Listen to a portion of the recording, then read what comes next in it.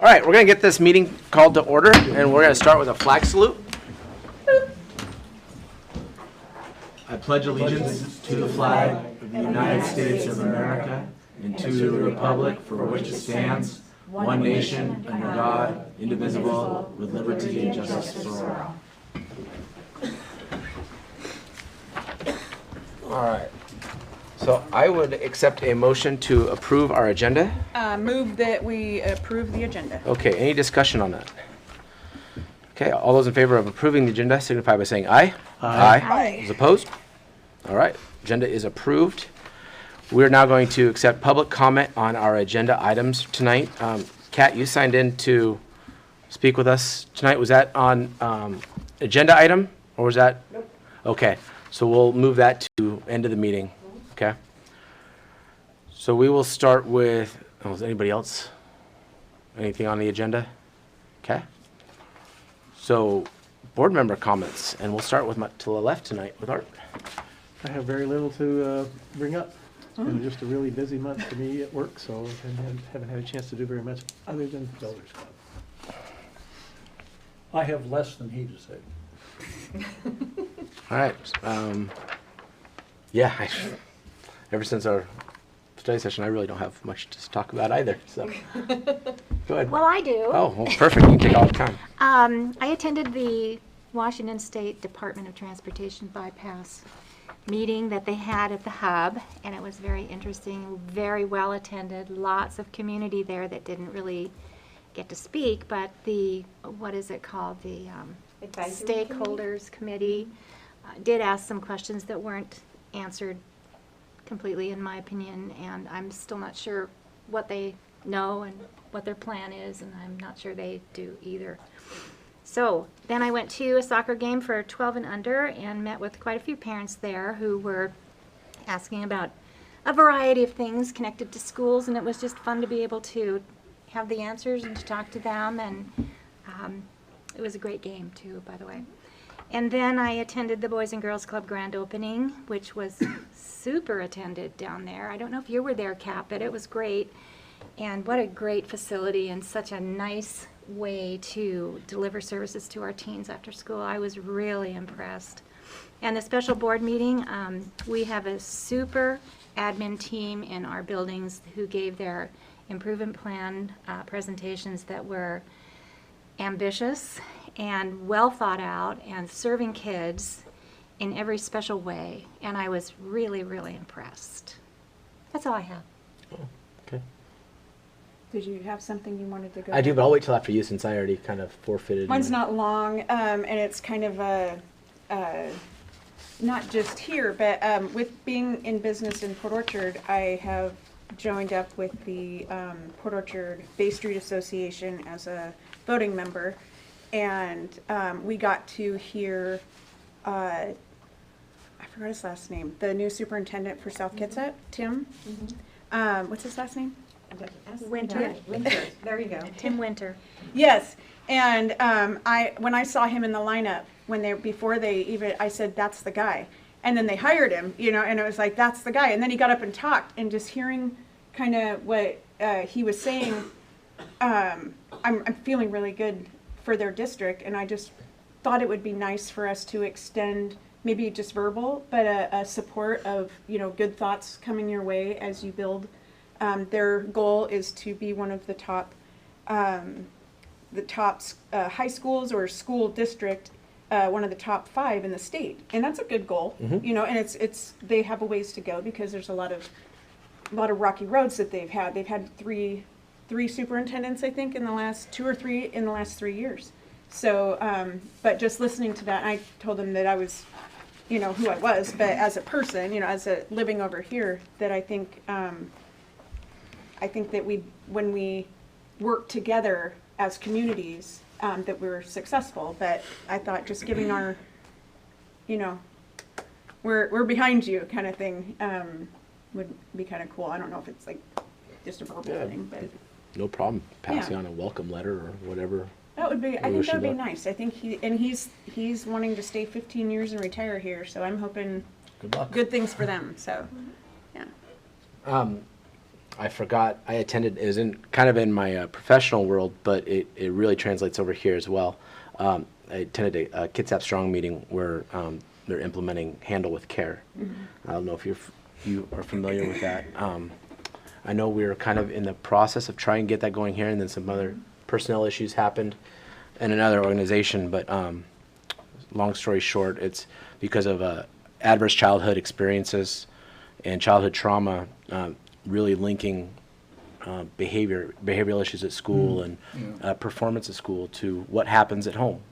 And the program that we're rolling out up there amongst City of Bremerton schools, as well as Central Kitsap, is whenever we respond to an emergency as a first responder, and there are students that are there present, whether it's any number of reasons why 911 was called, we can get the name of that student and just send a simple email to an email address with the child's name, nothing else, and then that school then puts supports in place for that student for the next day or when they're back in school, to ensure that their social, emotional needs are being met. So one of those things that I think goes beyond basic education, but falls firmly within kind of our scope. So it was good to see that happening, and it'd be nice to see that come down here as when they get. Yeah. I know we have a really great resource right there in the back corner there, with Matt being a great link to students, but also getting the fire and EMS in on that as well. So. And we were working on that, and there was a change in one of the 3 organizations. So at our monthly safety meeting, we're trying to get that back going. Awesome. Again, I forgot an item too. I also attended the opening of the Boys and Girls Center. And one of the things that impressed me, hey, what's too good for Belfair? I mean, it used to be that's good enough for Belfair. No, not anymore. And I was just very pleased to see everyone proud of this facility that I think meets a tremendous need. Where do kids go after school, et cetera, et cetera. We've got some way of addressing that. We certainly need more. But I liked the sense of standards, and I liked the sense that people were stepping up to the plate and addressing this issue. Yeah, I gotta walk through that too. The day before the grand opening, and it's really impressive what they've done with the old administrative Isn't it building. I mean, awesome? it is night and day Yeah. what it used to be, and it's a nice kind of recycle project. Recycle, reuse, however that. It made me feel old because You went to high school there. I worked there. Well, I went to high school there way That was back your in the desk, 60s, yeah. and then I worked in that area for 20 years, and I wish we would have painted it that color. The I colors was are, I sitting know, the there. colors are amazing Beautiful. in there. That's beautiful. Do you have anything? Okay. Moving right on to the consent items, and I'll entertain a motion to approve the consent agenda. So moved? Any discussion or any items wanting to be pulled out? I had a comment that I would like to make. I don't want to pull the thing out as soon as I can get to it. And it was on the student records in particular.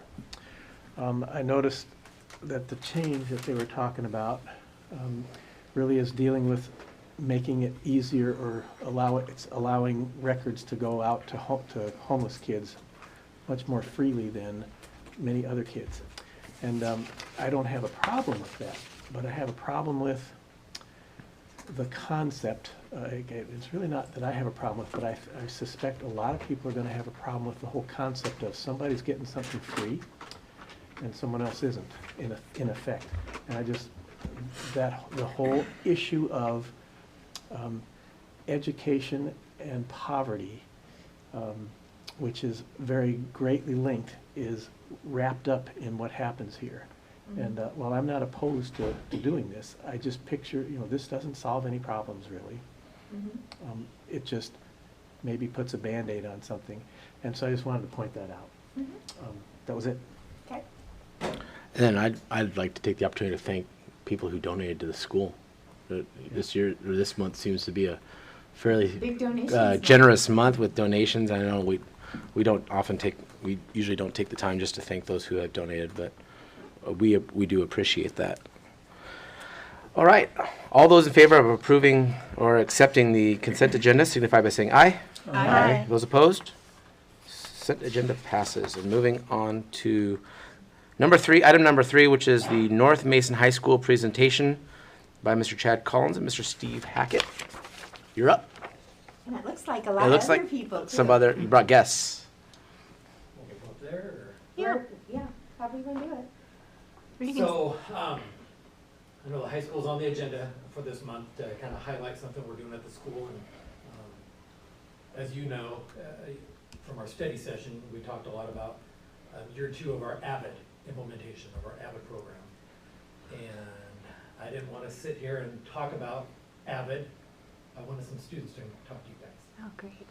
So I went to our 2 Abid classes last week, Mr. Hackett and I did, and we asked them, hey, are any of you willing to come and give up some of your time and talk to the board about what Abid means to you, what it's done for you, and what your plans are for the future? And I got 4 students to come tonight. Awesome. So I would like them to talk to you about what Abid's doing for them. Okay. Bring them up. Who wants to go first?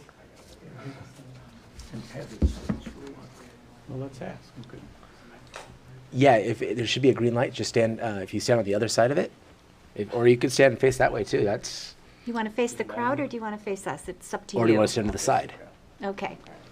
So, for those of you who don't know me, my name is Aiden Powell, and I'm in 10th grade. I play football and baseball, and being a student athlete, it kind of like, the school expects me to do good in my classes, and sometimes that's hard with my sports and school because I do get homework, and sometimes it's hard to juggle those two. And with the Abid program, what it's done for me, well, at first I was a little stressed out with it because it's a whole different way of learning and taking notes and how to keep yourself organized than what I was used to.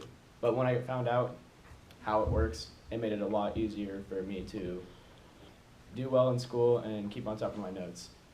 And I think that we should get more Abid classes in the school because I feel like a lot of students should have that opportunity to do well in school without being stressed out or overly worked. And that's about all I really got to say. So what's Abid Plans for the stand future. for? Your plans for the future. My plans for the future, I don't really know yet because I don't know what I want to do, but Abid can help you get into college, and I was really considering that after my teacher, Mrs. Nix, told me about it. And she said there's great opportunities that Abid gives you for getting into college and being successful later on after high school.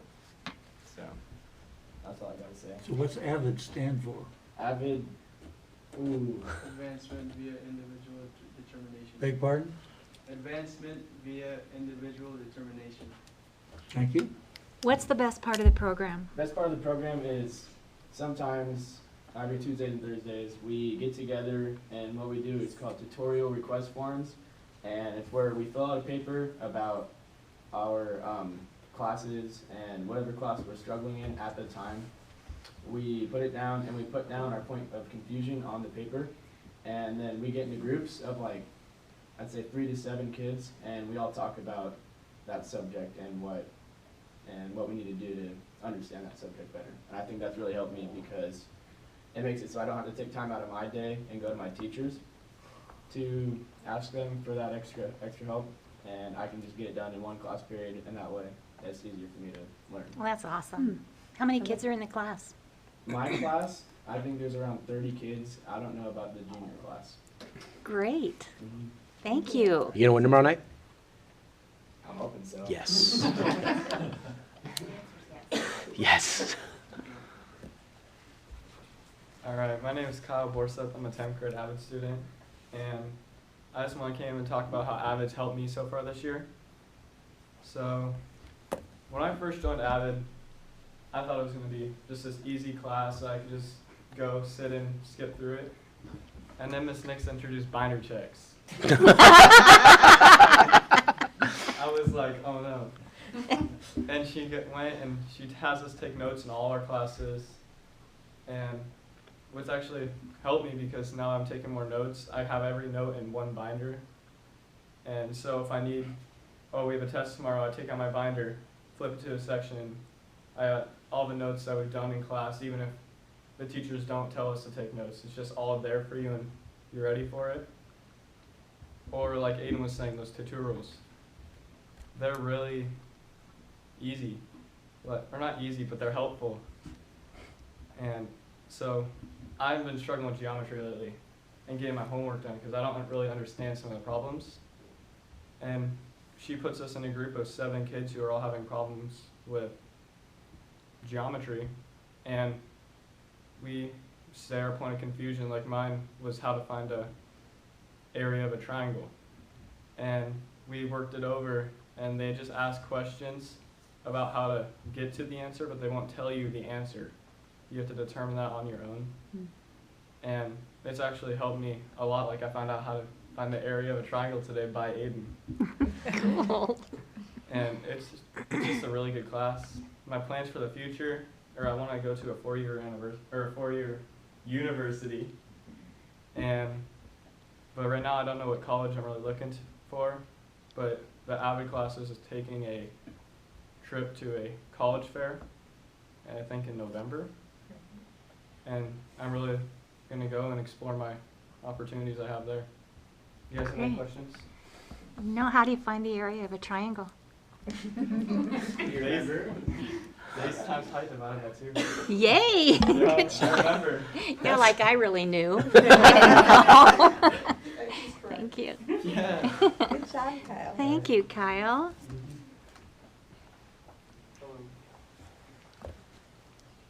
Hi everyone, my name is Andres Gaspar. I am a junior here in North Mason High School.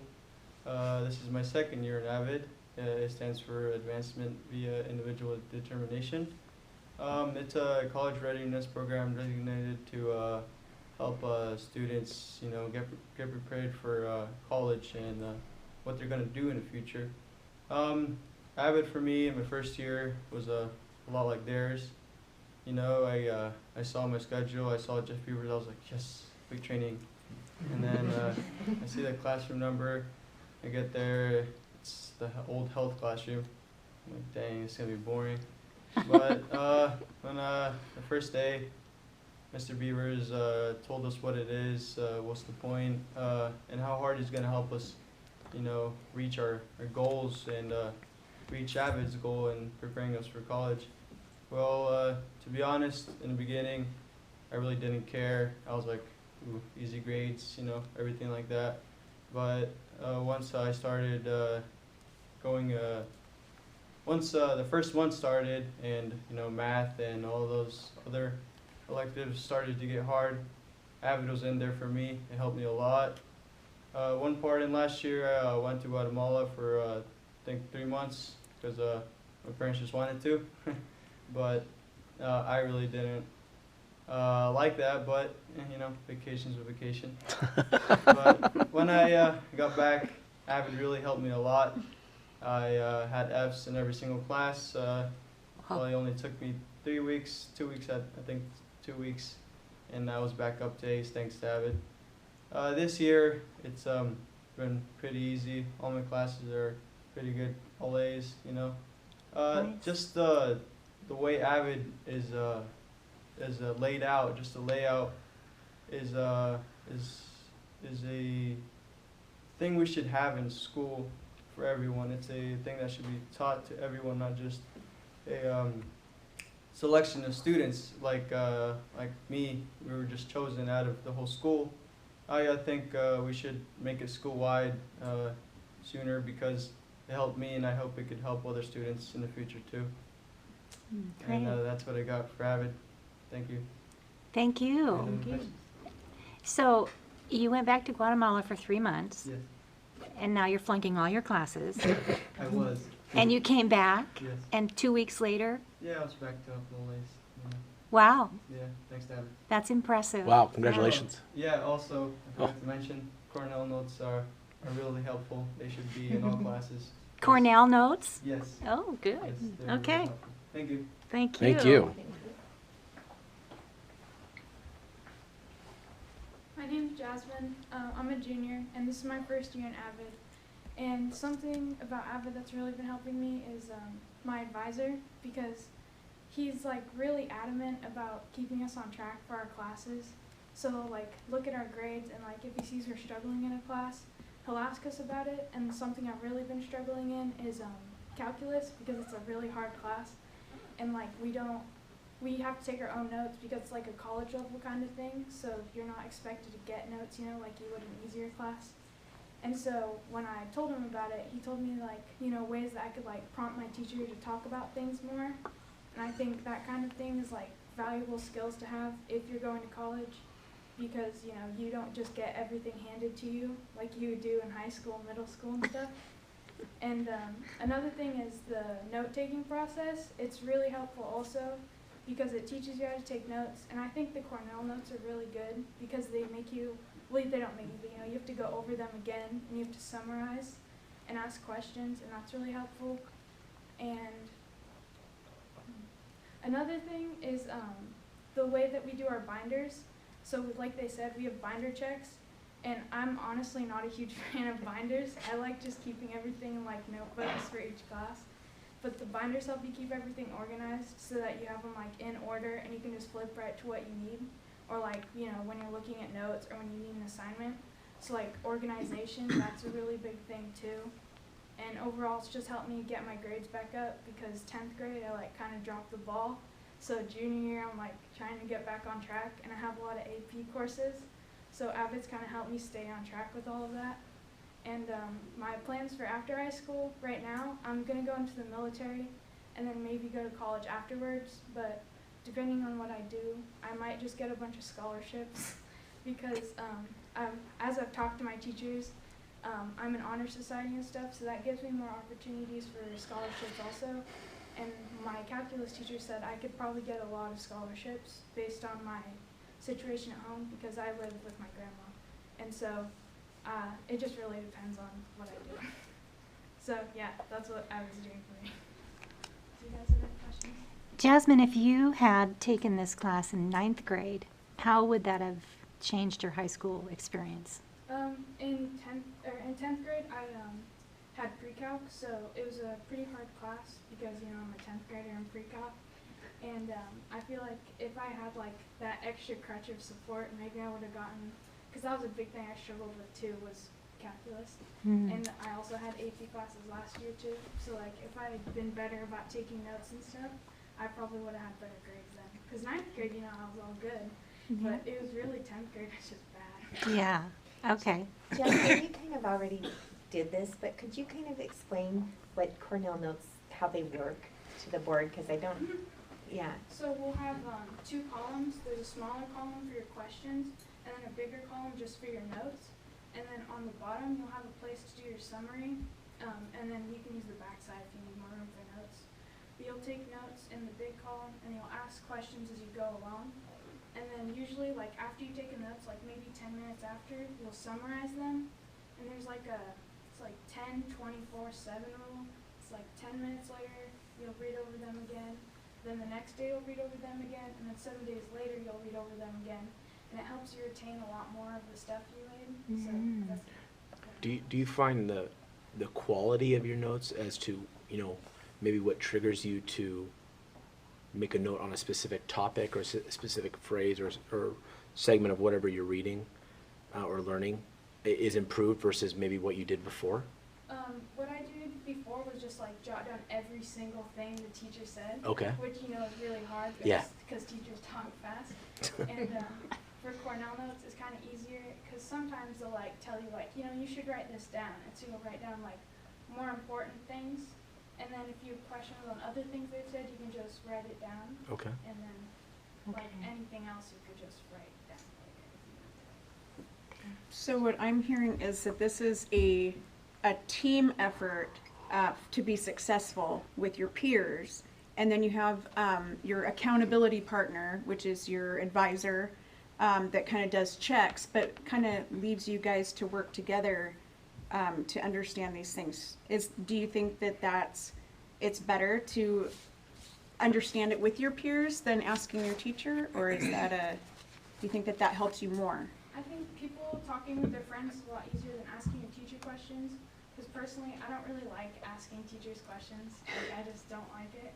So when we do like the TRFs, usually I'll just help out my friends because I'll know what they're doing but they won't know what I'm doing. But also, like, helping them kind of helps me because calculus has some of the same skills they're using.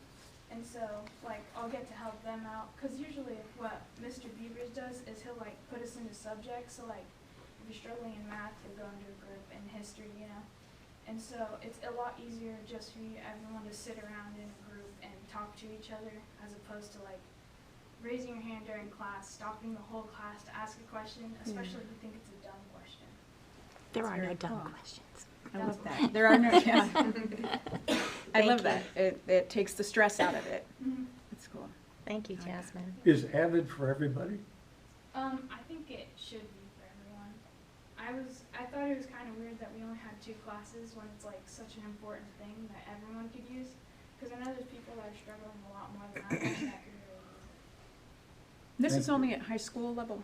No, we started at the middle school this Oh, year. right, okay. Oh, yeah, okay. Very Thanks, cool. Jasmine. Thank you. So, Mr. Collins, Yes. what would it take to have Avid at every grade level? So we're year 2, we're working towards that. Mm-hmm. Avid's motto is necessary for some, good for all. Okay. We have, in 2 years, we have almost a certificated teacher in each department, Avid trained. Okay. So on Mondays during collaboration, their PLC can be working on the different strategies. So Right. kids that aren't just in the elective class are getting some of the Avid strategies in Okay. their class. Okay, Like that's Ms. great. McCumber is Avid trained. So Okay. she does some Avid strategies with all her kids. Okay. So our goal is to get all our staff trained, because you hear the power of it. We're teaching kids to learn differently, more effectively. Some college applications now even have a box Avid student. So we're giving our kids a leg up when they apply to college. It is college and career ready. You know, Dana was the driving force behind bringing Avid to us because she had experience with it at her previous district. And I thank her for that. I thank you for your guys' support. And I keep saying, I think it's a game changer for our students. I think so too. Yeah, thank you. And I appreciate you guys coming. Awesome, Yeah. awesome job. If you Thank don't you, mind, guys. I have one more thing to say. Oh. Is that okay? Yeah, Yeah, come on of up. course. All right. So This time you can look at us though, if you want. about the notes, it's not just the Cornell notes, because some of the Cornell notes don't really fit the students' learning styles. Okay. And what Mrs. Nix, my Avid teacher, just did was she gave my whole class a big packet full of different ways that you can take notes. So if Cornell notes just aren't your style, she gave me a thick packet of just different ways that you can take notes to help you learn, because some people learn different ways. Mhm. And I think that's really nice, because I've been looking through some of the ways to take notes, and How have you specifically changed your note taking? not yet, because I haven't seen one that fits my best learning style Okay. other than Cornell notes. But I just think that they're not just Cornell notes for every student. Okay. It's whatever, nice to have a whatever kind choice. of notes Yeah. fit you best. Yeah, great. So that's it. Great. Good Wow. addition. So an impression that I'm getting, and this is for all of you, is Avid is not just a class, but it's a system. But it's not just a system, it's also a class. Is that right? Yeah. Yes. Or a culture? Mm-hmm. So how far down would this go? Is this just for high Can school go or to middle elementary. school? All the way? It can go all the way from kindergarten through 12th grade. Wow. My dream is to see it down in the elementary. Absolutely. Do you think, I mean, specifically, were you were in 9th grade or 10th grade? 10th grade. So if, it wasn't that long ago, you made the jump to high school. The jump from junior or middle school to high school, having maybe some of these skills or just some of these foundations, would that have helped you, do you think, in your freshman year, just academically and socially, or?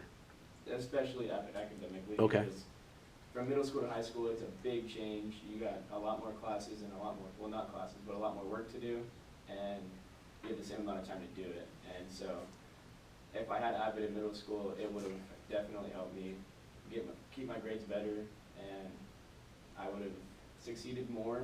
Not that I failed any classes, but I would have gotten better grades, and it would have been less stressful for me. Would you guys agree with that, the rest of you? I would agree, yes, to a certain point, Okay. because I would have liked to start in freshman year, Uh-huh. So then I would have known what to done for sophomore year, Okay. because freshman year is like a breeze. It was like a breeze for me, and I don't even remember. It went by so fast. I'm already a junior. I don't know how. Yeah, just wait. Honest. You know, when, I don't know where I'll be in 2 other years. Uh-huh. But still, if I would have had Abid shown to me in 9th grade, it would have helped me a lot in my sophomore year, because that's where I really struggled. Okay. You know, I'm glad that I got it in sophomore, because it helped me in the middle of the term when I missed those 3 months, but it would have been way better if I had it in my freshman year.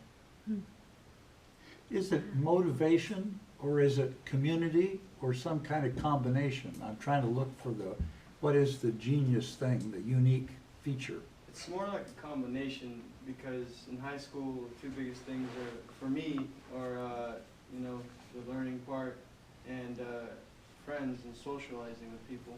Because when I first started Avid, I was supposed to talk to people I would not regularly talk to, you know. Jasmine over here, she's just another student that, you know, I didn't know, but now she's almost a friend to me, because, you know, Avid made me talk to her, you know. I thought she was this, you know, emo kid that listened to metal music, right? Not to be offended. I think you're supposed to say that before. Oh, yes. But, no, but she's actually pretty different, you know. She's a nice person. And if Abid never really would have taught me that and introduced me to her, I probably wouldn't have as much friends as I would now. Awesome. And I believe it's one of the important things that is needed in high school, because I see a lot of kids struggling with social issues too, not just academics. I love your guys' answers that are quick and honest and funny, you know. But I think you guys could make the commercial for this. I mean, I'm sold. You know, I mean, if we had to sell it to the community, I would love another representation, you know, done by students. You guys are spot on every time. I'm like, I'm nervous for you. Like, he's asking a question, and I'm like, what are they going to say? You know, and you're like, bam, I got it. You know, it was good. I love that. And the social thing was huge for me when I was young, too. It was hard, but I think if I would have had that people would have got to know me more, and I would have been able to, you know, it would have made it softer for me. Yeah, we normally do, just out of nowhere, our advisor would, you know, make up little games and stuff for us to know each other. I don't know what Activities are like what is like Icebreakers? yeah, Like like icebreakers. team building exercises Yeah. that we're all like acquainted and like That's great. used to talking with each other. Great. Do you think this could help with the bullying aspect? Like that That we if don't it's- have? We don't that have it- that in our school. I mean, it happens, you know. We talk to kids all the time. We can't act like it doesn't. But getting to know people in this way, do you think that could help? Yeah, well, I haven't seen that much happen, or haven't heard of it. You know, I love seen that. I've That's only awesome. seen it in like movies and stuff. Very Yay! Yeah. But the thing about, like I said earlier, bullying might not happen, but the gap between certain levels of being popular or not is still pretty big at school. I can see kids that don't even talk to each other from freshman year all the way to senior year. And, you know, that could be a really cool friendship that they could have had, but they just never had the opportunity to, you know, because of being scared or something, you know. Yeah. But Avid would be a possible bridge that would fill that gap. I love your answer. And then Very about cool. the bullying thing, it's like when we do the TRFs and when we go into group projects, it's not just with your friends, like how it is in some classes. It really teaches you not to judge people by their appearance, but to judge them by what's inside and their personality. So it's like it makes you friends and like acquaintances, a lot of them, but also makes like a more friendly aspect in the school, because then you're comfortable with the people that you're going to school with, and you know, maybe not know what their home life is, but you know the kind of person they are and that how they act. So This is one of the things that I'm proud to tell other districts or people that are coming to this district, are kids like you, well, young men and women like you, that are going through these things, and the way that you guys are, I guess, addressing these, and it's new, it's new-ish, you know, to everybody. So that's pretty cool. I'm gonna rave about this. So awesome. What is You guys are doing TRF? great. it's a tutorial request form, and what you do is every Tuesday and Thursday, well, I don't know about the junior class, but every Tuesday and Thursday, our teachers will give us just one little page, and it's about maybe a topic in a certain class that you're kind of struggling on. And so what you do is you fill it out, and what it does is it makes you ask questions about your point of confusion. That way you can talk to your peers about it that might know it. And if the peers do know it, then they're not supposed to tell you the answer. They're going to ask you questions to make it pop up in your head. Because most of the time, I had it happen twice to me, where I knew the answer, I just wasn't seeing it clearly, and by their questions that they asked, I understood it. And it's way easier than just, it's like, it helps way more than if they were to just tell you the answer. Because if they tell you the answer, you're going to remember it for like a couple days, maybe a week, and then since you didn't really think to get that answer, it's not going to stick in your brain as much as it would with your classmates helping you out. How many people are in an Avid group? Typically around 3 to 7. It depends on what kind of subject you're struggling on. Like today, it's Thursday, mine was math. It was geometry, and I think it was the same as Kyle's. But we get into a group, and it's based on your point of confusion. Like if mine was on Spanish for my Spanish class, I would go with a different group and talk to the people who are also struggling in Spanish about my point of confusion. So it's just based on the class that you're struggling with at the time. And our next step, as part of Abid, is bringing community members in to serve as a tutorial mentor. Right now, we're using peer-to-peer. It's tough to get community members in, so Mr. Hackett and I have gone to 2 Rotary meetings, and we just joined Rotary, both of us did, to tap into the Rotarians, to bring them in. Ms. Nix and Mr. Beavers would train them on how to run a tutorial, so they don't just give students answers, just ask the questions. So that's kind of our next step. That's awesome.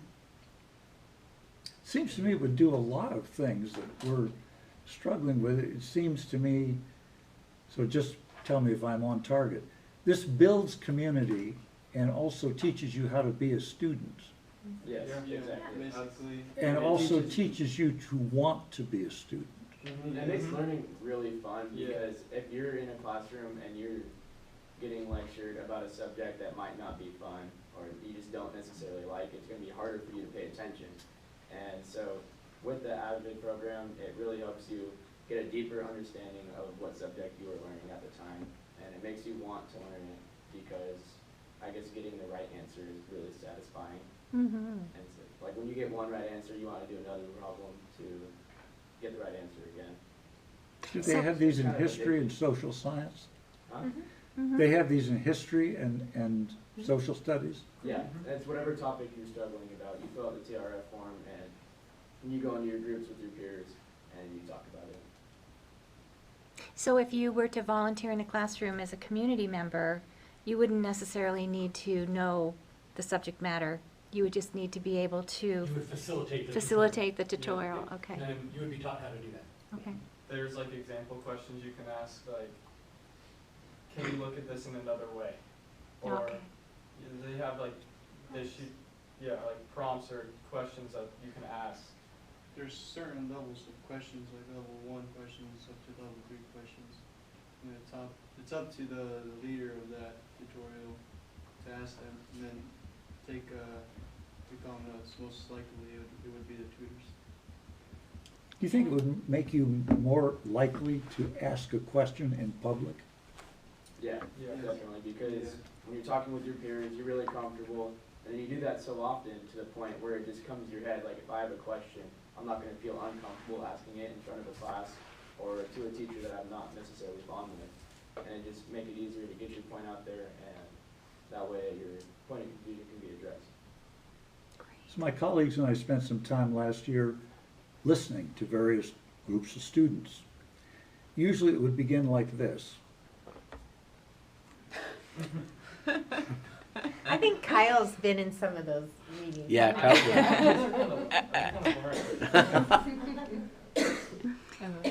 Well, You thank think it you. would be different?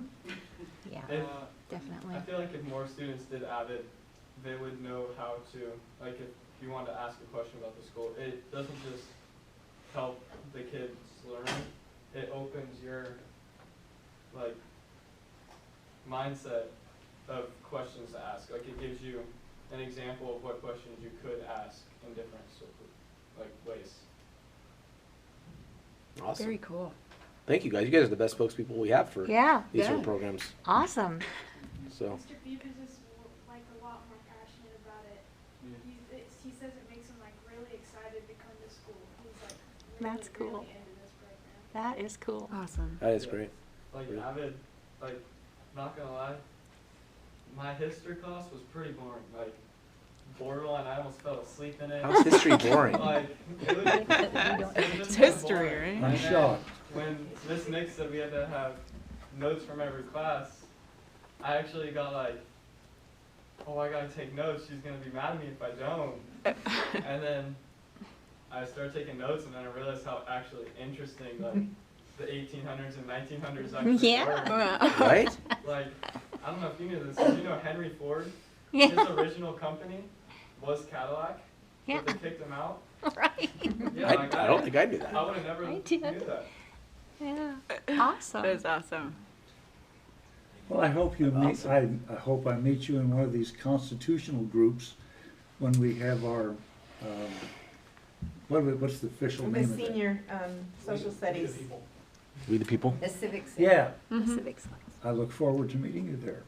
Awesome. Thank you so much for coming out tonight, everyone. Really appreciate it. Okay, let's do that every month. Yeah. That would be great. cool. Yeah. Yeah. We're having a building every month.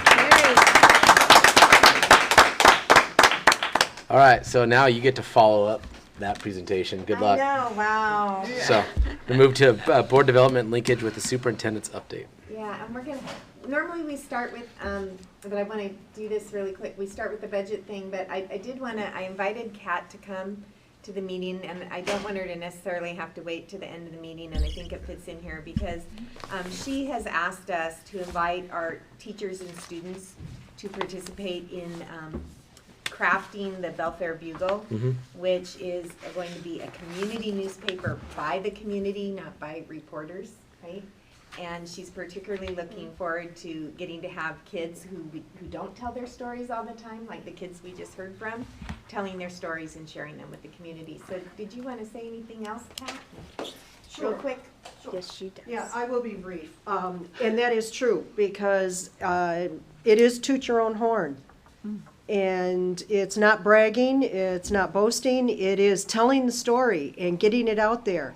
And I've had teachers say, I've got this kid who is just magnificent, and we all know those kids' stories and the great, those kids are the speakers. I mean, that's wonderful that they can get up here and talk like that, and they were clear and concise, and like you said, you know, funny, and it's great to be able to hear them speak and not clam up and go, what do you want me to say about it?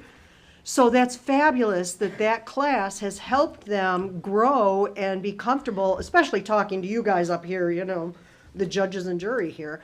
So it's wonderful to be able to have that and that class, and if we can get it into kindergarten and up, think of the students that we can put through this, you know, district. That would be wonderful.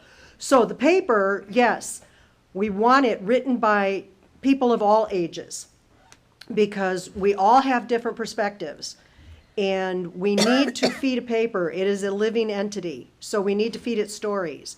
And let's face it, the school district is all of this coming up and bringing up these kids, and we want to have those stories. We want to have it from the teachers. We want to have it from the school board. We want to have it from the kids.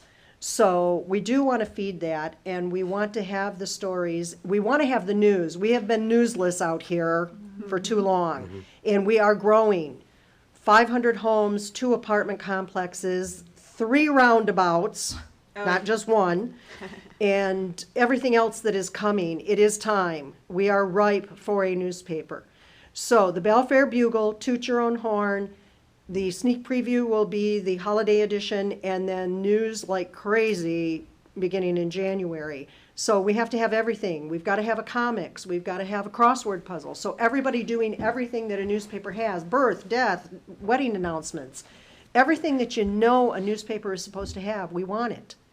And the So- really other positive thing, when you were talking to the administrators so they could start sharing it with teachers and stuff, was that your intent on focusing on all the positive news that's happening in our community. Purveyors of good news. It's an election year, and we know it's gonna go south at some point. I want good news. Probably already has. You know, well, yeah, it probably has. We're gonna get enough of that on TV, and locally, we get a lot of people bashing everybody.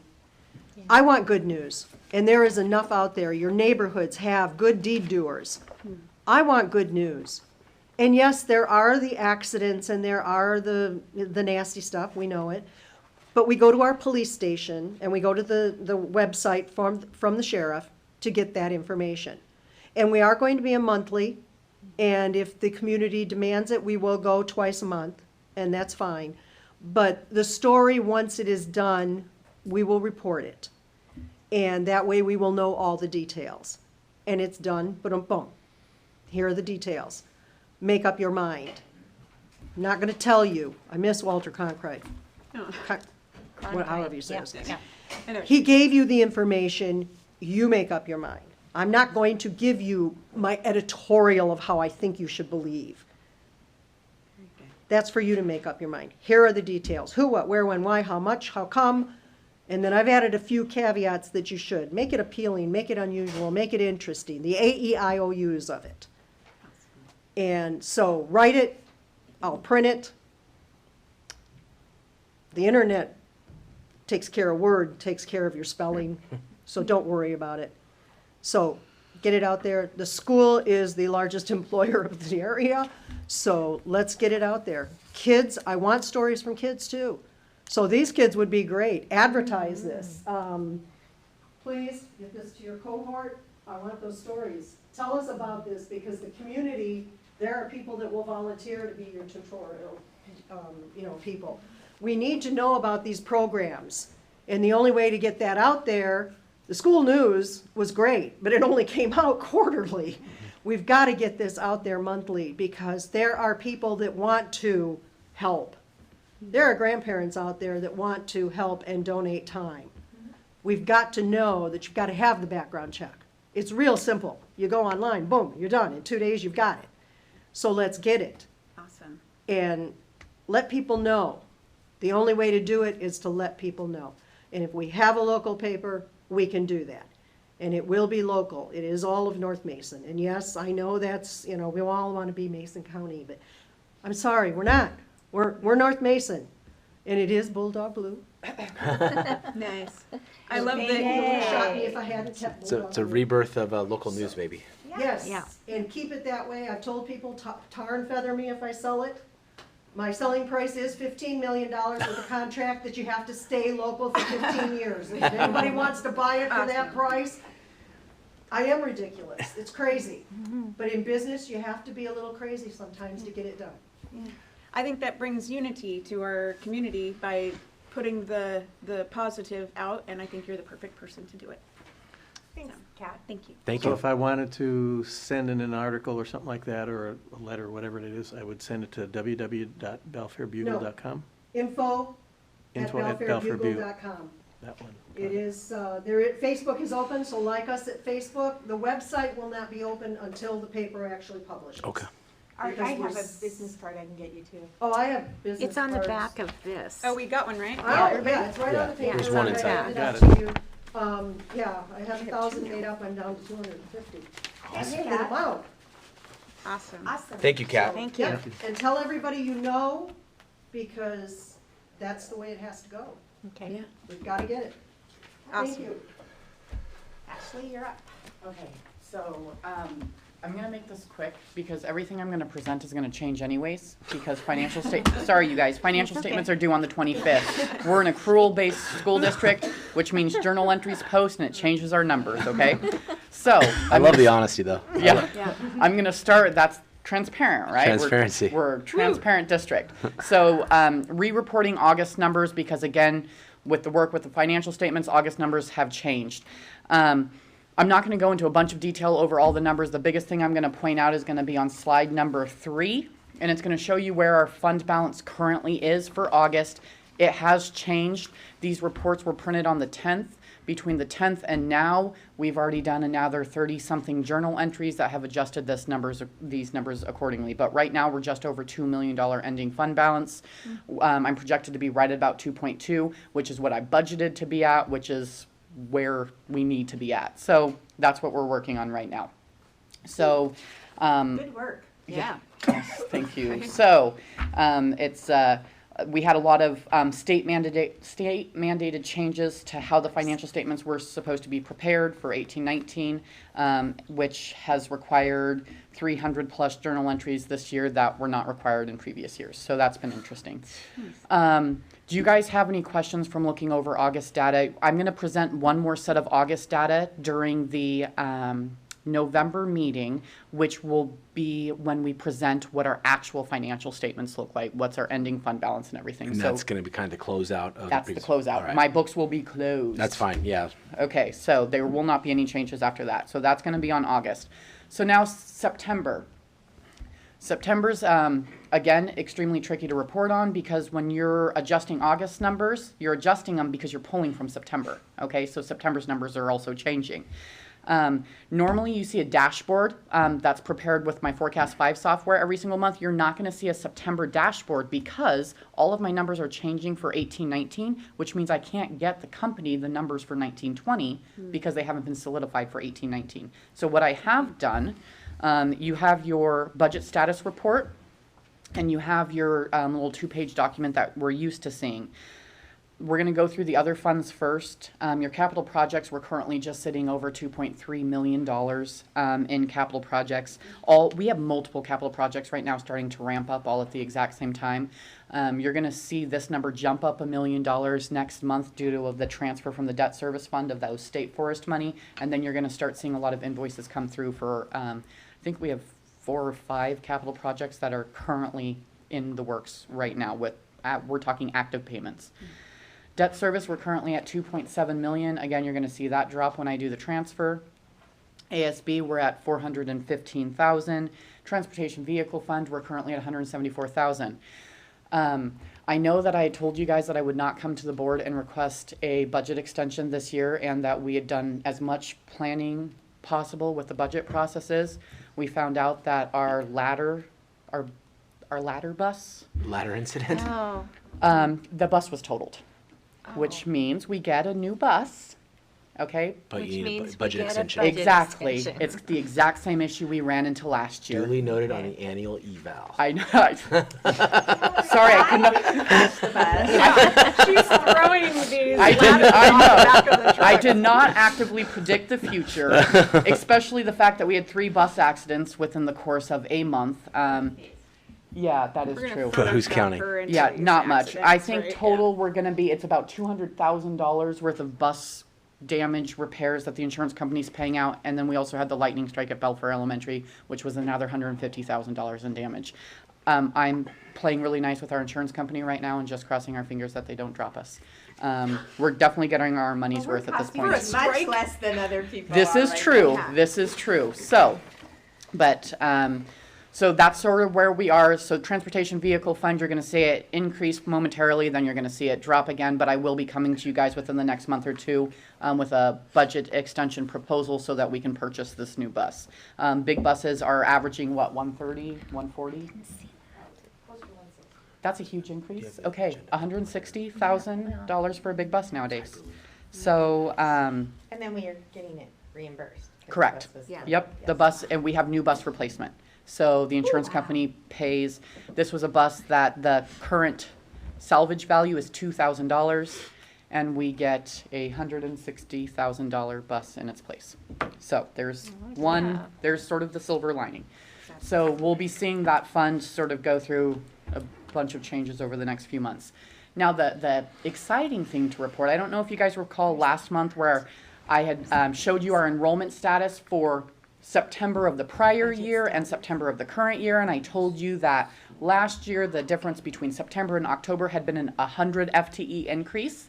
Guess what we did this year? We have 100 FTE increase between September and October. Wow. So we are 67 FTE above budgeted. We are 100 FTE above where we were last year at this time. Around. Yes. All over. Okay. So we are A officially. large number at the high school, actually. Yes. Okay. We are officially above 2,300 FTE. We're at 2,335.26 FTE. Wow. What we normally see, October does not tend to be our highest month over the course of the year. We're going to end up seeing our highest probably January, February timeframe, and then we'll start to go back down. So we could be approaching closer to the 2,400 mark before the year's over. So that's good. Now, what I did do is I did budget extra revenues in case this happened, so that we don't have to do a budget extension for general fund. Of course. And you planned 100? I Pretty put in close. an extra 1.25 million Okay. to cover us in case, which So we wouldn't have to do that. so we would not have to. So, and that money is sitting there. So we put it in there and crossed our fingers and hoped that something like this would happen, and it did. So now we can actually utilize those funds, and they're not fictitious revenue. So Ashley, you have actual enrollment over here under August? that's the end of the year? our That's the average. That's the So that's actually AVG. I see. Yeah, Okay. so our average enrollment, now, Oh, yeah, so the average right now is just lower, it looks lower right now because of the 100 FTE swing between September and October. I just like to keep the average because technically when a lot of our funding is based on our average FTE and not necessarily your highest point. And Too bad. next month, we're gonna have a report for you from a forecasting company that we had do some work for us on enrollment projections for a 10-year span. And so that will be very helpful because we'll be able to use that data when we're planning our levy dollars, when we're going forward, when we're planning staffing, when we're Facilities. getting ready for Yes. facilities, just adding the bonds. That's kind of why we did it. In fact, it's very interesting because the projections, when they rolled them out and we Denise and I looked at the preliminary report with them, that went back several years and included this year as a year of the projections. And if we'd had the data, we wouldn't have been nearly so scared about the kindergarten enrollment when we started the year because they were only off by 3 students. Oh, really? Yeah. Wow. So it was very, very close. They So have access it'll to be all the very live helpful birth data. information. And that's what they use in order to project our kindergarten class So we're basically 100 students up from, this time last year. well, Exactly. and also from last month. Correct. So where is that? All over the district? No. Or, No, where we actually saw the increases, and it's sort of rare to see the increases where we specifically saw them, is in the upper campus. Okay, Okay. so the elementary schools, we saw the shift. Okay, so we saw the increase to Sand Hill and the decrease to Belfair, which is what we had intended due to the spacing situation. And so Sand Hill had more room, so we needed to get more kids over there. So we expected that. What we did not expect was the large increase at the high school, particularly in the freshman class.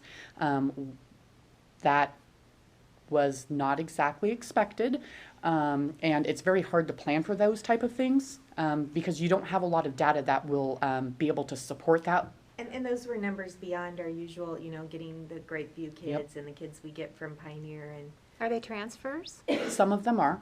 Some of them are transfers, but some of them are choice transfers, and then some of them are our non-high transfers, and then some of them truly are just new families moving into the district with kids in multiple grade levels. What concerns me about that, though, is that those growths that are there, if we make these huge budgetary decisions based off basically 4 years, what happens after that point? Are we now in a position of we're overstaffed, underfunded? No, we're good, because our projections show this little dip we had this year in kindergarten, and then back up.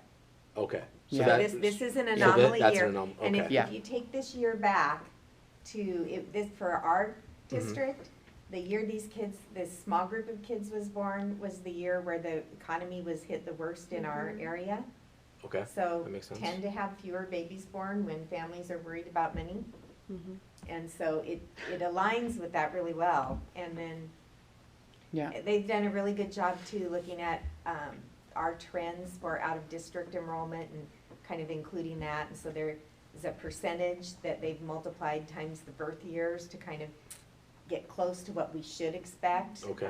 And then because, and we can talk about more next month, but because the company has to work really hard on their credibility when they're doing these kind of reports, so they can only use in the projections as far as new developments and things that are actually in the pipeline where, permits and things have started. So not all of the housing that we think is happening, only part of that really big housing development is part of this projection. Okay.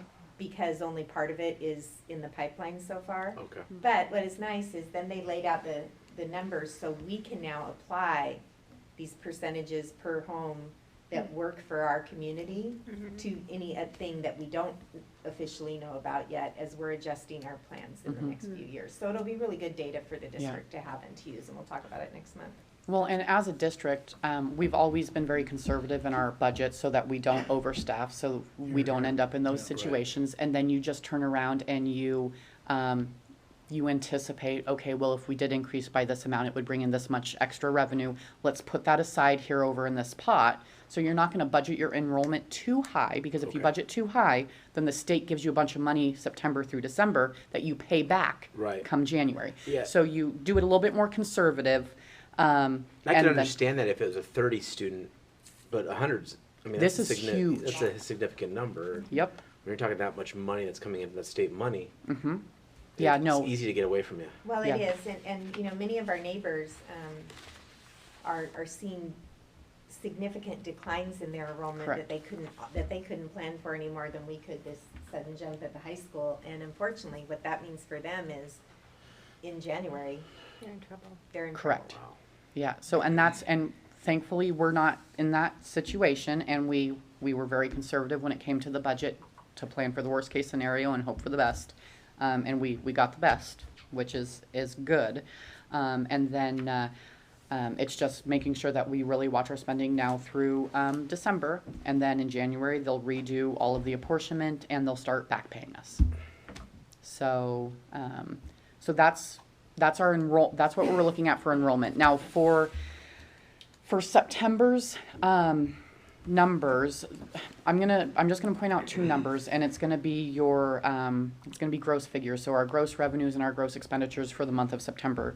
Our gross revenues, what we ended up collecting through apportionment, federal grants, and through local levy, like early payment of local levy, we ended up getting just under 2.5 million.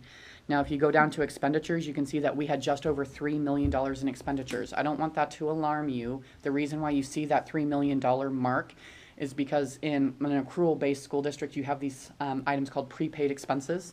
So you purchase things during the summer in anticipation of the new school year. You book it as a prepaid, and you have to reverse it on September 1st. It increases your September expenses, but it's an expense that's not a reoccurring expense all year. It's a one-time expense. So that's why we're seeing that larger gap between our revenues and our expenditures for the month of September.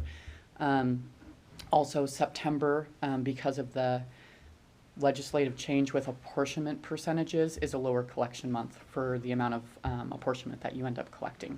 So October is our levy collection month.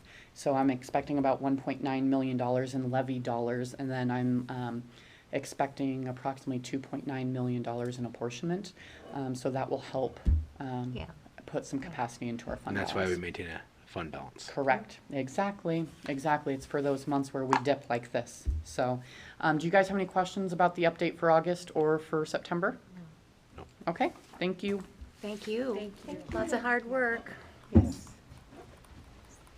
Okay, so teaching and learning, I'm gonna kind of let our laurels rest on the Abid presentation tonight.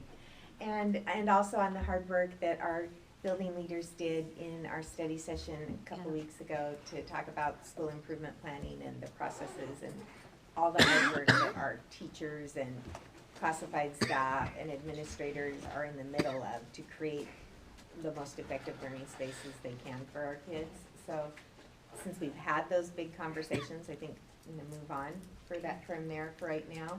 I do wanna talk just a little bit about a capital project that's in all your minds. And I have Ashley's here to kind of help or do the talking because she has been working with our construction person who's having a little bit of trouble getting that project done. And so do you want to talk about where we are? Ashley? I took over the project like 6 weeks ago. The Okay. scoreboard. The scoreboard project 6 weeks ago, okay? I think we So could have had a building built in that time. I've tried everything under the sun. We ran into one issue after another. First, it was we didn't know if we had permitting. Yes, we do have permitting. So we've gone through all of that. We got DBM out. The holes are dug, okay? We do. Yep, we have holes are dug. They're currently covered. We have steel casings in there, so even with the weather, nothing's gonna fall in or anything like that. So now the point of the project that we're at is having the individual contractor come in, place a rebar cage in each of the 12-foot holes, have the county inspect it once the rebar cage is in, then fill it with concrete and the I-beams. Once that's done, it has to reach a certain tensile strength, and then they'll place a scoreboard on it. If they place a scoreboard on it too early, it will tip, and then they'll have to redo everything. Well, the weather's lovely, okay? So I have been contacting the contractor nearly daily to get updates multiple times a day to see when it's going to be done.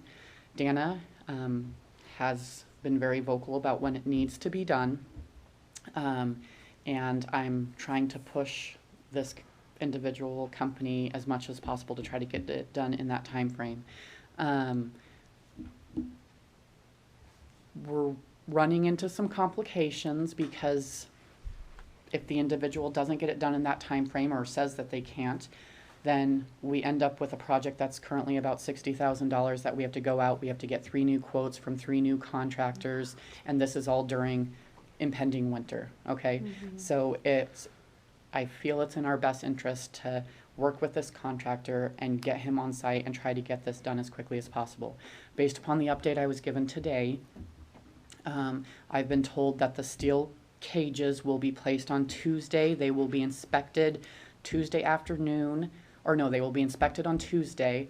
Work will commence as far as filling the holes Tuesday afternoon or Wednesday morning. It will have to sit for 3 to 5 days to reach the specified strength depending upon the weather. Then they'll place the scoreboard. Once the scoreboard's on, though, then you have a bunch of electrical work that needs to take place.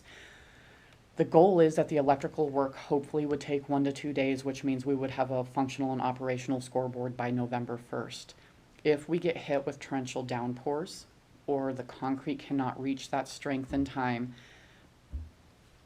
there is a possibility it may not be up by November 1st. So I'm crossing my fingers and hoping that the weather is good for some time and we can just get it up.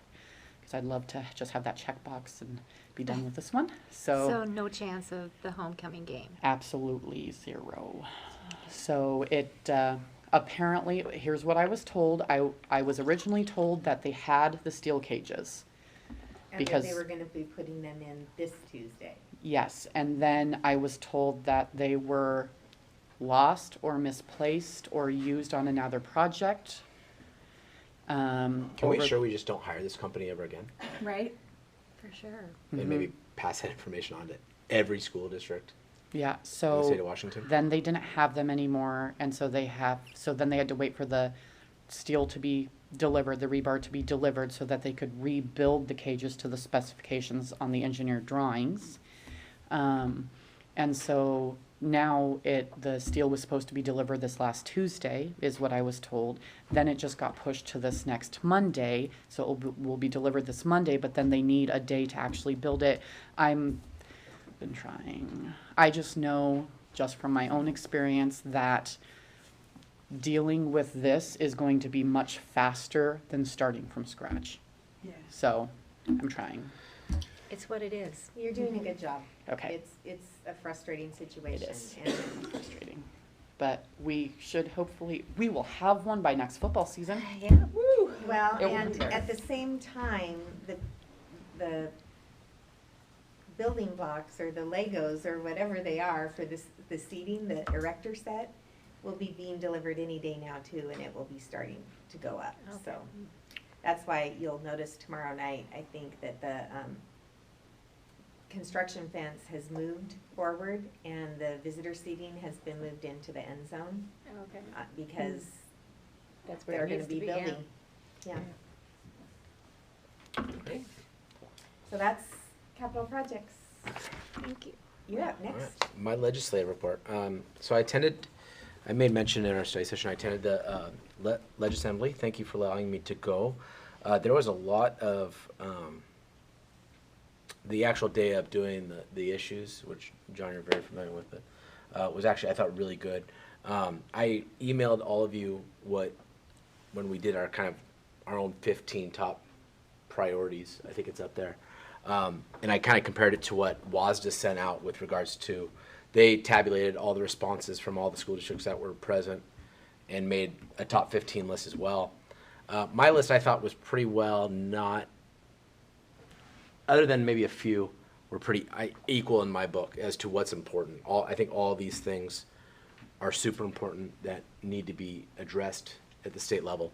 But I was pretty happy to see my priority one, which is full funding of school employee benefit and pensions, was the WASDA #1 as well. Yeah, yay. We had a couple of presentations of breakout sessions, and they had staff from the SEB there. I felt like I left there with more questions than I arrived with. I feel like they don't even know what they're doing or why we're in this position that we're in. I think I've been pretty clear. I never understood why this was part of the package under McCleary.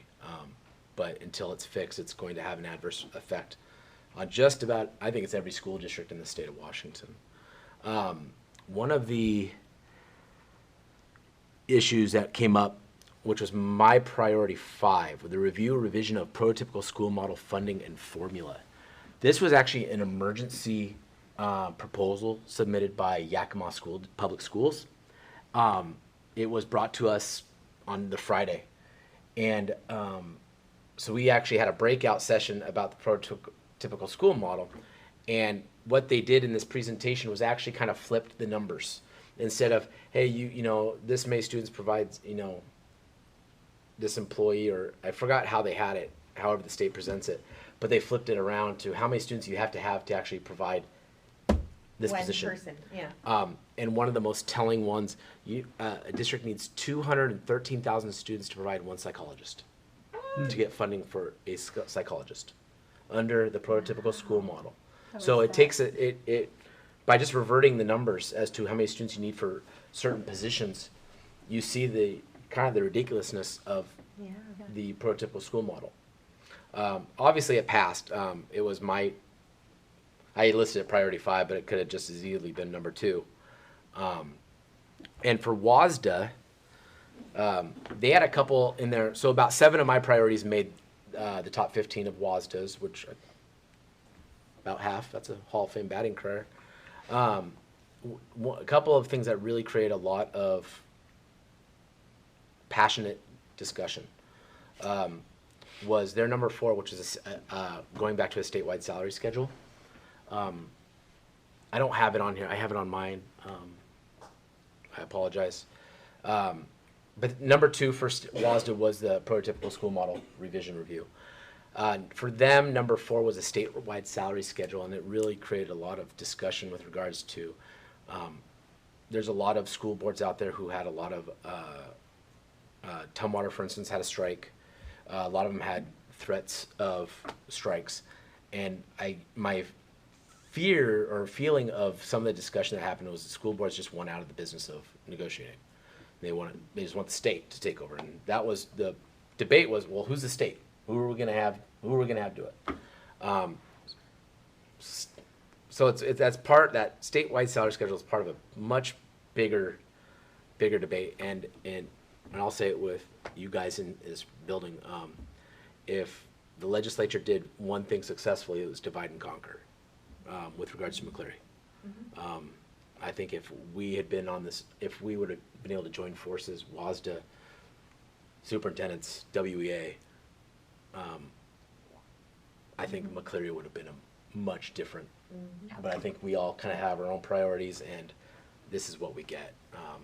So I think it's a lesson for all of us to, we're on one side, they're on the other, and I think they've made that very perfectly clear. Another thing that I wish I would have added onto my top 15 that was added, I'm grateful that was added onto the WASDA's top 15, and actually spoke in favor of this, so I don't know why I didn't add it to mine, was funding behavioral support services and social emotional learning for students and staff. And one of the things that is kind of near and dear to my heart right now in my professional career, but we talk a lot about the adverse childhood experiences. Well, one of the things that we know about trauma too is when a child comes in or, you know, is having these horrible issues at home, well, somebody's hearing about this, and it's the teachers or it's the paraeducators, it's the counselors, and this creates trauma for them. My wife, for a short amount of time, just recently thought about going into school, teaching, going back to school, and I told her it's not a good idea because she's a big empath, and I don't know that she could have tolerated, just handled the emotional toll, because she would take it all on herself. But we see it, especially, it's a big topic in my line of work with suicide.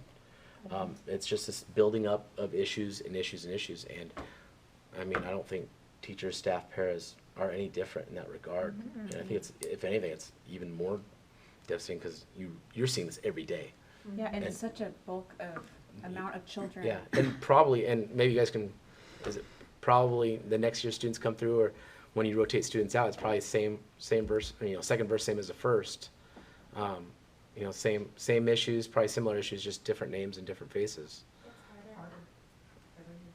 So I was really glad to see that in there. And then obviously levy authority and local effort assistance was in there as well, which kind of for me ties into my concerns about statewide salary schedule and number 12 being levy authority. And I think we end up potentially being right back in the position that we were before, where yeah, there's a statewide salary schedule, but now districts are, and now we have Haves and have-nots. haves and have-nots again. So stay tuned. There's a lot going to be happening, and it'll be interesting to see what comes back from the state leg committee about what we nailed down to being what we think we can get in this legislative session. So it's going to be an election year session. So I'm not too optimistic, but we'll see. Do you take questions? I do take questions. I don't know if I have answers, but I take questions. Well, okay, so it's, from what you say, it sounds to me like the problems for action are more internal among ourselves than they are between us and the legislature. I think just from hearing from kind of networking around, Yeah.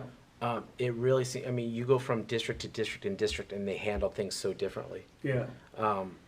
I think there's still the haves and have-nots Mhm. in the schools. I mean, when you get certain statutes that's saying they don't add a school name, but they say with students over a population of 30 or 50, you know who they're talking about. Yeah, yeah. You know, and we still have the issue with regards to the, well, I think it's been a little bit corrected, but the $1.50 per thousand or $2,500 per student.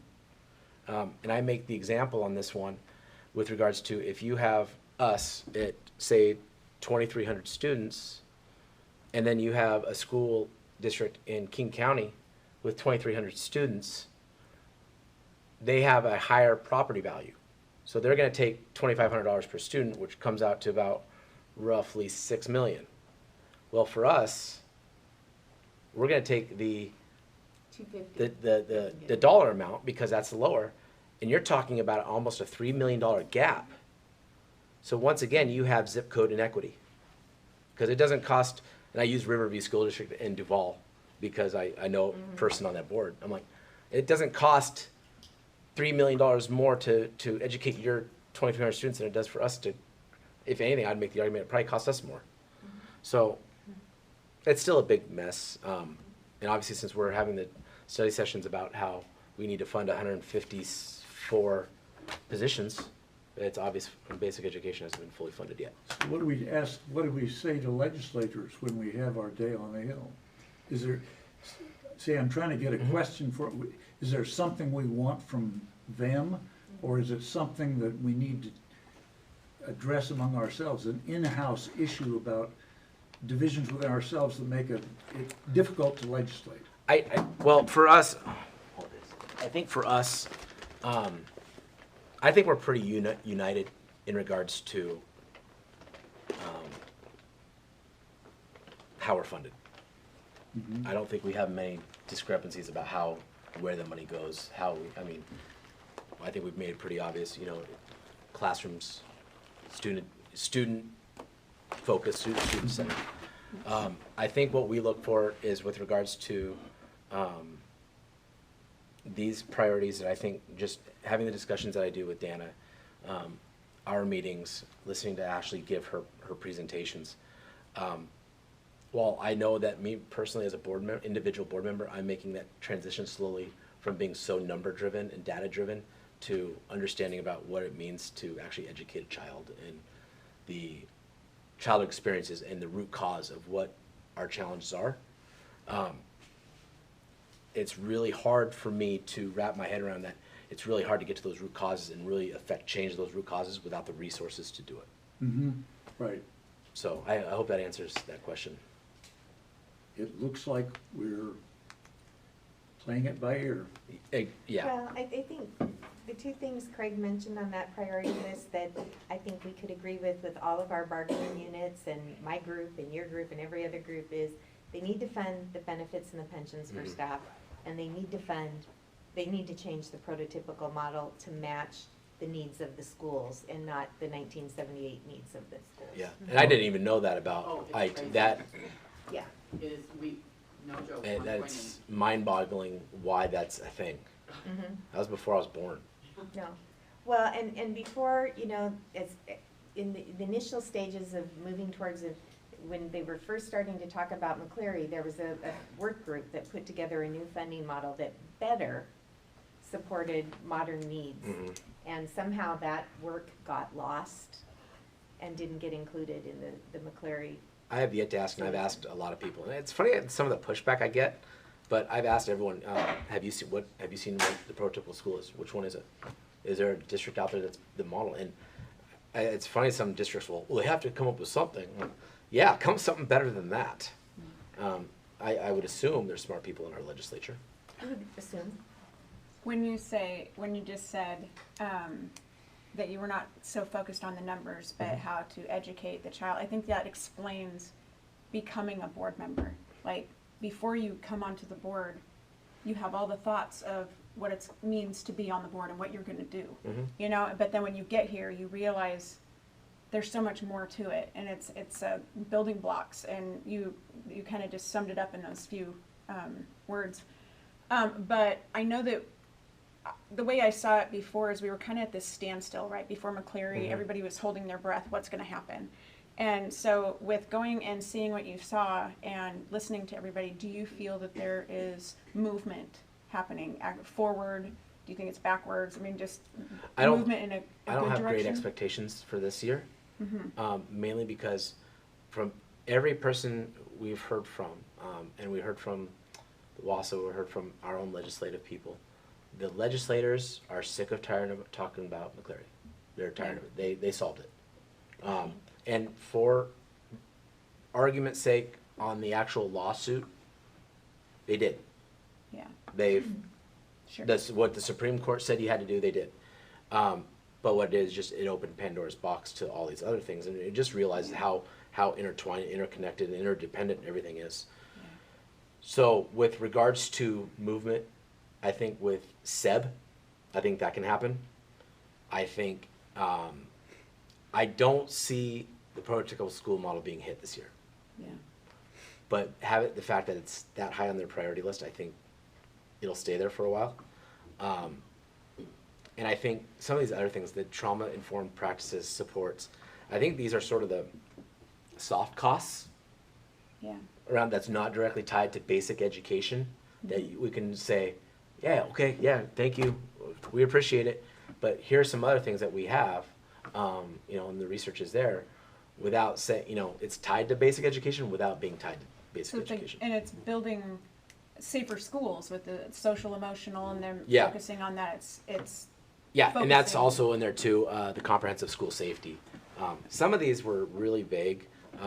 If you are so inclined, this is the issue book this year, which is pretty thick. Has all the, and I wrote in there everything that passed and did not pass. If you'd like to go over it, you're more than welcome to take it. Okay. I'd like it back just so I can be prepared for our day on the Hill and Oh, yeah. for some outreach with our legislators. Did you follow Cornell notes? I should have. I didn't. I use my own All chicken right. scratch. So, but yeah, any other questions or comments? Good job.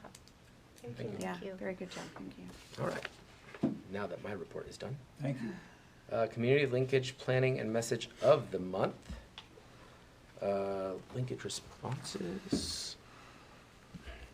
That's just what we said. That's in just- September. Yeah.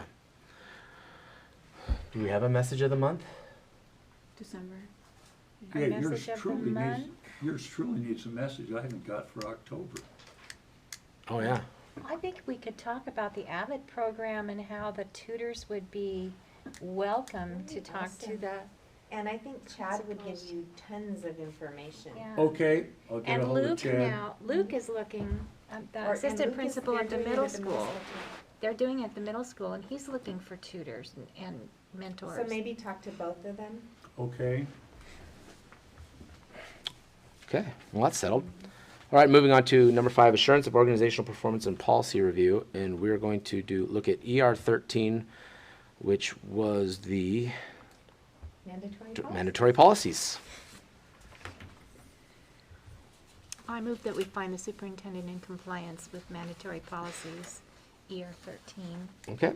Any, based on harmonic report. any discussion?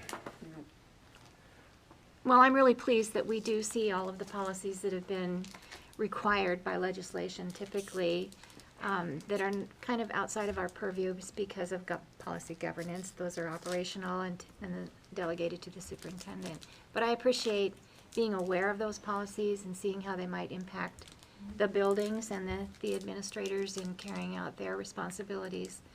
And your responses were great and very substantial. Thank you. I think if there's one to two values that we get our money's worth for a subscription is that policy Yeah. news with WASDA. And Yeah. Absolutely. I don't know, you think it'd be really darn near impossible to keep up with Well, all those we- mandates we just if you're didn't doing it do that, yourself. We'd be paying an attorney to do that individually for our district. Yeah. A lot more money. Mm-hmm. I also appreciate the information we get when the policies are presented to us in the consent agenda, the information that we're getting before opening it up and The looking red, at it. the red lines. Yeah. Here. That's helpful to me. And I keep waiting for the chance, or not the chance, I don't know that I'm waiting with bated breath, but are we ever gonna decide that we don't like one of those? We have, there's some we haven't presented to you because Uh. we've decided they are not required and they don't make sense for North Mason. Or our kids or whatever, but there are some. In fact, today in cabinet, we considered 2 policies and 1 set of procedures and, I think that's right. Yes. And one of those policies will come forward. And 1 set of procedures is being adopted and the other policy I'm not gonna present because it's not required and we think it will cause, it will not be helpful to our school to enact. Well, that's good to know that you guys do that filtering. I was actually not asking about that, but I'm glad that you brought that up because I like hearing that you're doing some of that work. I was just wondering if, as a board, like I brought up the thing about the one policy today that I was uncomfortable with, except not that I disagreed with it, but is there gonna come a time when we decide that we don't like something that has been presented to us? Well, and that's why we're Right. really careful when we present them to you to say, this was mandated by the legislator, so whether we like it or not, we have Yeah, to do that's this right. one. This one, we could do only these parts of, or we could do With- none of, and that's, With regards to that, because sometimes, you know, the reports come to maybe at different times before a meeting, and I don't want to add more work, but is it possible to, you know, those changes that have non-mandatory versus mandatory, have the highlights different?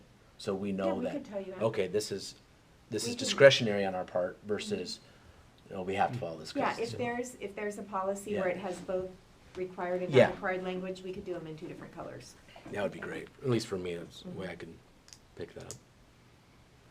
All right, we have a motion. Leanna, did you have anything to add to? No. Okay. We have a motion to find the superintendent's performance to comply with ER 13. All those in favor signify by saying aye. Aye. Those opposed? All right, passes. Policy review, we have ER 6 facilities as well as ER 7, which was asset protection.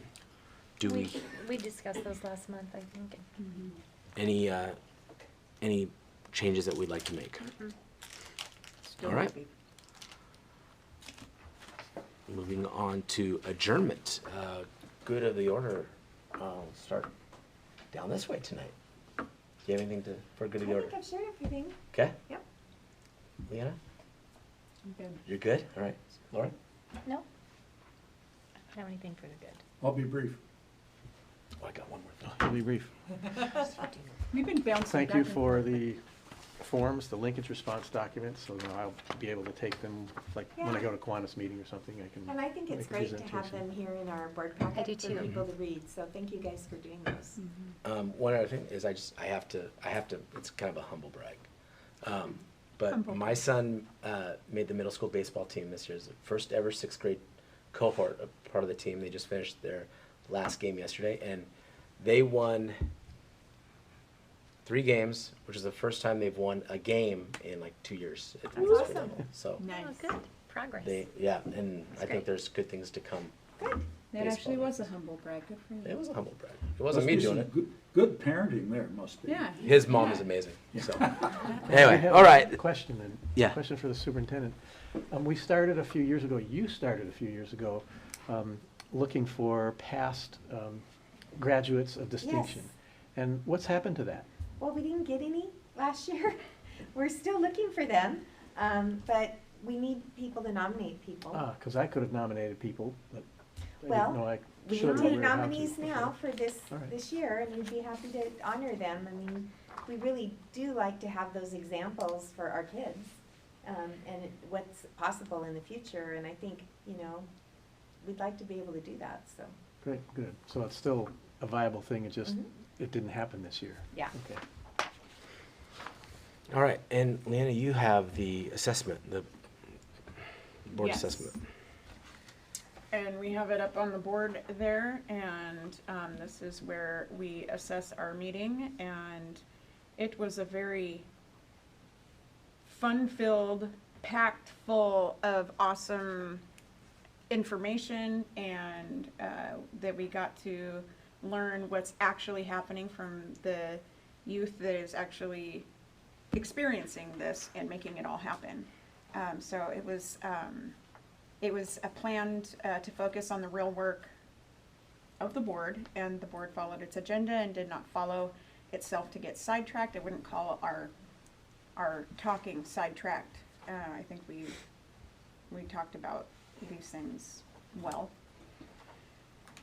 Prepared for and contributed to the meeting, yes we did. The meeting proceeded without interruptions and distractions, and the board's deliberations and decision-making processes were public. And participation was balanced. All participated, no one dominated. Members listened attentively, avoiding side conversation. Work was conducted in an atmosphere of trust and openness. I love that one. And meeting participants treated each other with respect and courtesy. All over, we are great. I put satisfactory for that. And board actions occurred at the policy level rather than at the operational level, and the board reviews reviewed policy about each topic before discussing the issue, and we did not write any additional policies here today, so that was our NA1. And the board minimizes time spent monitoring past performance. The board routinely dedicates time to reviewing, improving its own process. Board clarifies priorities, values when considering potential outcomes, beneficiaries, and costs of outcomes. The board follows an annual calendar based on a plan for doing its work, and the board chair helps the board efficiently conduct its meeting, and you are stellar at that. And the board spends most of its time deliberating issues, defining and clarifying its vision and linking with its community, as opposed to fixing things. And the board supports the superintendent in any reasonable interpretation of its policies. And I am putting yes to all of those were followed. And I believe this was an awesome meeting today. And usually I don't read through this every single time, but every once in a while I like to. So all of us were in attendance, and I gave us an overall satisfactory. Excellent. All right, next board meeting date will be located here, Tuesday, November 19th at 6:30 p.m. And with that, I just realized I have a pencil and not a pen, so I'm marking things without that.